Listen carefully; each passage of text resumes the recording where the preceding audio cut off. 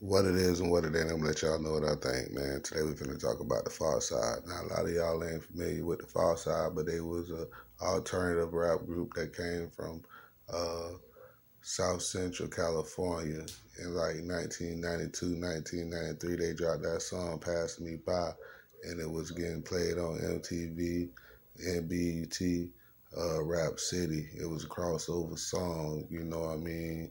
It was like a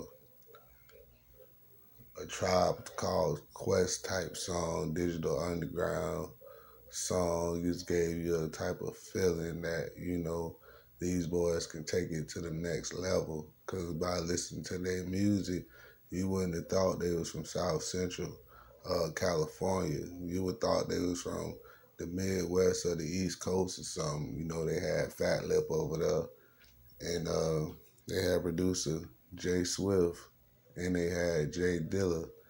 But the boys been in the group since early 90s, but we're not going to talk about all that. Y'all know all the juicy stories about how this group came about and how they uh, end up disbanding, but I'm just going to tell y'all a little bit about the group. You know what I mean?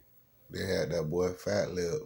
He got kicked out the group because he started doing a lot of drugs, and he was outspoken, and he used to like walk around with a pamp on, and he'll have a trench coat, and he was living like a bum, not combing his hair and stuff, snorting cocaine. People were saying he was a crackhead. Even members of the group was calling him out. So they kicked him out of the group, and he started working on a solo album. And Jay Dilla, he was probably the most successful one out this whole uh, fold over here because he went on to do big things. But yeah, they started off with Delicious Records, and they was label mates with Young MC. Uh, they had man, they had a whole bunch of people over there, man. You know what I mean? From Cali. Got a lot of Cali-based artists over there. I can't remember who all was over there, but it was some big names over there. Like Tone Loc was over there. Uh,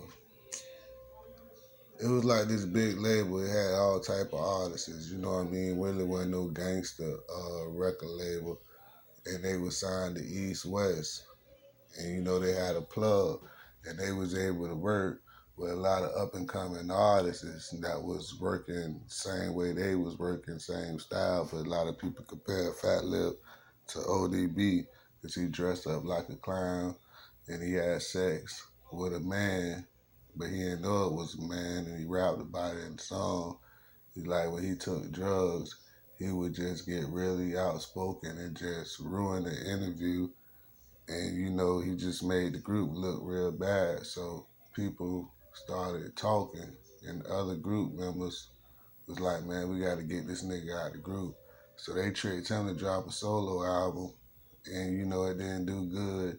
And Fat Lip slowly like fell off the scene, but they was doing features like Ludacris had him in a video. He was in videos with pretty much all the celebrities that was coming through California, but he didn't have no music of his own. And Jay Swift started smoking crack. And he did a documentary, and he was homeless with a white girl trying to buy crack, going to the labels, trying to be Dr. Dre, and he was flopping and stuff like that. The whole group just broke up, man. They trying to come back and do something, but Fat Lip left the tour.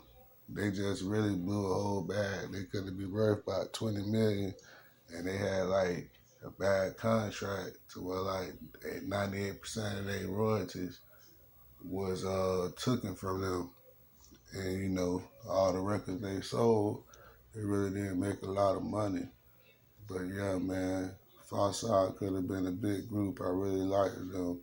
Tell me what y'all think about them. Because the other members, they tried to keep the group alive, but they couldn't do it on their own. Peace of mind.